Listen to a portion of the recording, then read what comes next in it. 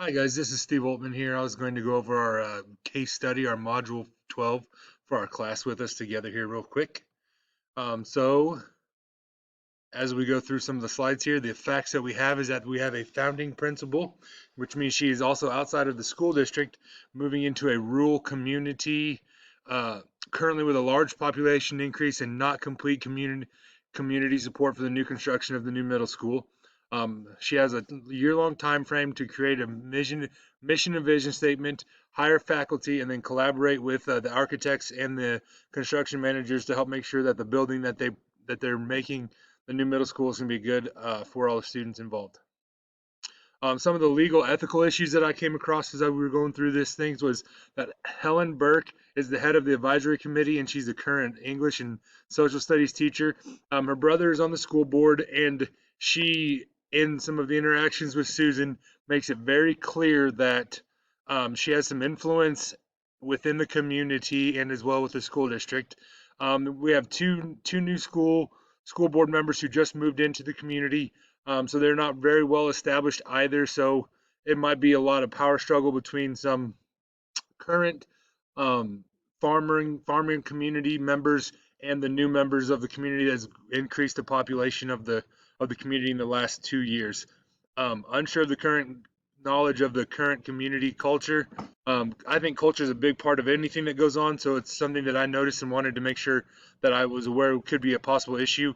The overwhelming support for the new school came from those two new school board members, and that all the community stakeholders, community-wide, it seemed like it was a very close vote on who or what was going to happen within the community about the building or being built or not. So that's something you have to consider as well as you go through making some of these decisions.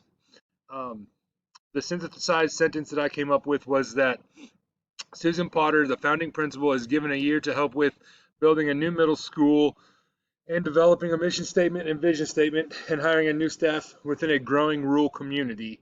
Um, so some of the facts that we have is that the Lightville Community District, community school district, serves two rural townships. 60% of the residents live on farms. District has two school buildings: an elementary school, which is a K-6 building, and a senior high school, which is 712 on a 65-acre tract that is located between the two townships. So allows both of them to have access to the schools. The schools were both fairly new, built in the last 22 years. Elementary school 22 years ago, and the senior high 11 years ago. In the past 2 years, they've had a large increase of students. Uh, some of the unknown facts that we don't know about is the class sizes, the economic status of the families. I talked a little bit about how the rate of acreage was pretty cheap in this area, so I didn't know if that meant that there was some lower like poverty type families moving in, or if it was higher SES families moving into the area. What kind of languages are spoken? If they're all English speaking, is there a high Hispanic rate or something like that? Is it a private or public school? Those are all things we're not sure of. So reviewing the information, some of the issues for Susan are that she has a lack of input from her advisory committee, which is chaired by that Helen Burke. Unknown level of community support for the new building because the votes were so close. It made it a very difficult um, decision. And she also, moving in, is a new member of the community, so that culture piece and that part of assimilating into some of the culture that they have now is unknown. The advisory committee, the school board, and the superintendent all have a lot of stake in the development of the new middle school. It seems like all of them were really for it, even though some landowners and community members were a little bit less for it. So that closeness really could divide a community in some regards.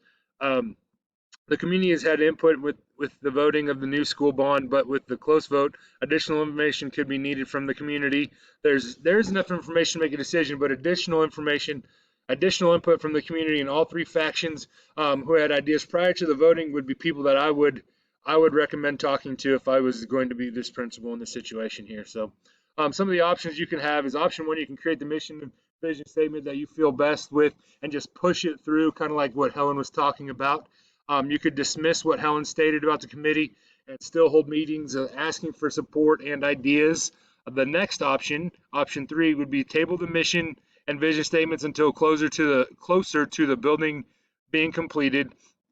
Option 4, you could seek out stakeholders from all different factions to join a new advisory committee so that all the community feels like they all have a voice in the direction of the new middle school. Option 5 would be continue to hold advisory committee meetings while spending time with the community members from all factions to gain an understanding of the stakeholders' needs within the new school as well. The all to evaluate some of these. Option 1 was create that vision and mission and vision statement that you feel is best and push it through. Some of the pros is you get the mission statement that fits you as the principal. Nobody else gets a whole lot of saying. It's just what you want, how you want to do it.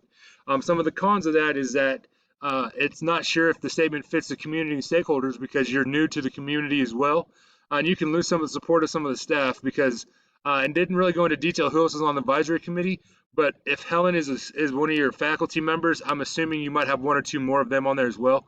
So you don't want to lose all of their support just because of what one staff member said because she feels she's influential in the community. Option 2 is be dismiss what she said and still hold the meetings, trying to find support. Um, some of those pros would be you could find another leader among the community, allow for collaboration of the committee, which means that like once you get them to that point where hey, we still got to find something to talk about, you might find someone else who steps up and wants to be a leader and give some good input and have a good voice there.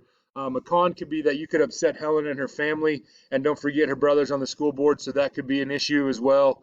Um, that's just some of the politics behind rural communities, I feel. Option 3 could be the table the mission and vision statements until closer to the building being completed. Some of the pros would be it would allow you more time to develop an understanding of the school culture currently, as you can go visit the other schools, the elementary school where the sixth graders would be, and even the junior senior high, and find some of the seventh and eighth graders that you'd find there. Um, some of the cons of that would be it gives you less time to develop the statements and vision the mission and vision statements, because then you'd have to turn around and see if you could or couldn't see you'd have less time to put all those together. Option 4 would be seek out other stakeholders from the different factions to join a new advisory committee so all the community feels like it has a voice in the direction of the new middle school. You'd have the full backing of the community, not just a few. You could upset the current committee, but you could probably even ask them to stay, being more involved, and ask for more engagement if they were going to be a part of it. But it could also continue to drive that split within the community. It was a real close 50-50 vote, almost 47 no's and 53 yeses. So that's a real close vote. So you could continue to drive that in if you bring people in that didn't like it and did like it, and they could fight over those. So that makes some of the cons for that option. Option 5 would be continue to hold the advisory committee meetings. Some of the pros for that would be you could allow for others' input because you're going to go out and talk to other people. You're going to try to do your own investigating and figuring things out and ask for other input from other people. And you can ask that from the same committee members that are on your committee at the time, which gives you a chance to raise awareness for the needs of the mission and vision statements to other community members. Helps change some of that expectation that Helen kind of said, you're the leader, you make the decisions, we'll follow you blindly. I'll get into a little bit more of that later, but that's just one of the things that you can help change some of that and say, hey, I need everybody's buy-in. I want to make educated decisions for the good of our community. And it gives you a chance to create some polling data. You can send out some technology, email things. Hey, what are you guys' thoughts on this? We've talked about these things. We were talking about that. And they could all be your own ideas, mostly because right now the committee kind of left you in charge of making those own decisions. The cons of that is it limits the use of the advisory committee, doesn't provide a unified outlook of the school. What I mean by that is it doesn't give everyone that opportunity, that chance to come out and say what they want. The timetable could be slower because now you have to do a lot of that work that you're asking that committee to help provide to you right away about what the community likes, what the stakeholders' needs are, what the culture is in that area of where you live.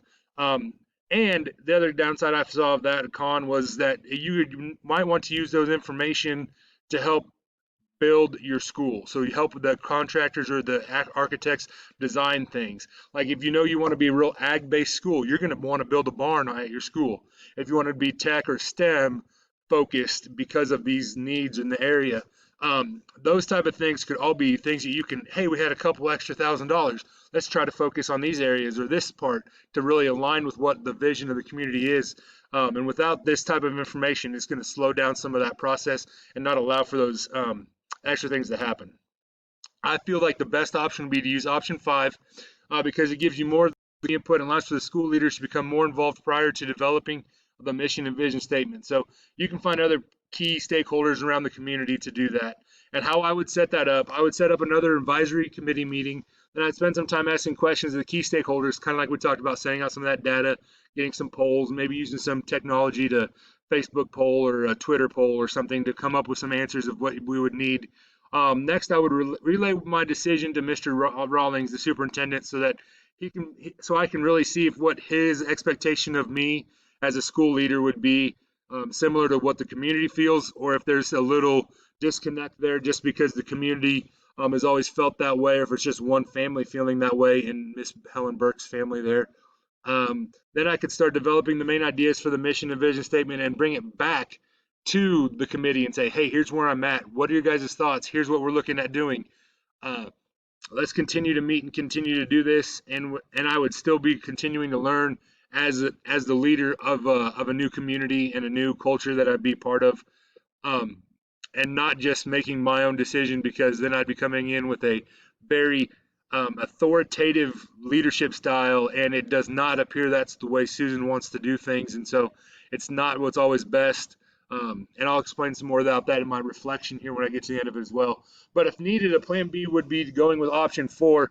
And my thought on that is if you're doing that, you've already kind of lessened some of those cons on option 4 if you did option 5 first, because you were actively trying to get collaboration and involvement from your advisory committee, but then having to go out and find new people to bring into your advisory committee would kind of help lessen some of those cons. Helen can't be so upset if she's not being involved, and then you ask for a new committee to be formed to get stuff done. So that's why I thought that might be the second best option, would be going with option 4 as my plan B, but definitely starting with option 5, which would really help kind of push my knowledge and my understanding of the community more and allow me to get more input and more information prior to making my own decisions.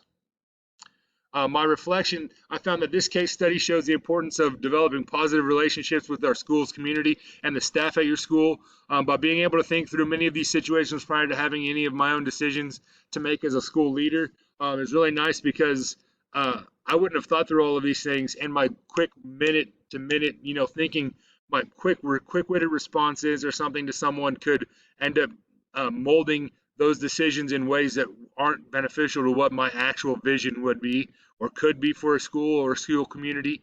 The last thing down there, like, I feel like if you go into a school as a principal, you want to be able to show up and say, I steered the boat in this direction. I took everybody this way. We're all rowing our oars in the same direction, and I want to continue that no matter what happens. So if you set up a good positive mission and vision statements, they will continue to use those mission and vision statements even if you're not steering the ship. And that's what a forward-thinking leader should be thinking most of the time when they're trying to do things that way. So this was very beneficial to help me see into the future of what I could become as a principal, as a school leader, or even a better just teacher in that regard as well. So those are my reflections and thoughts on our case study.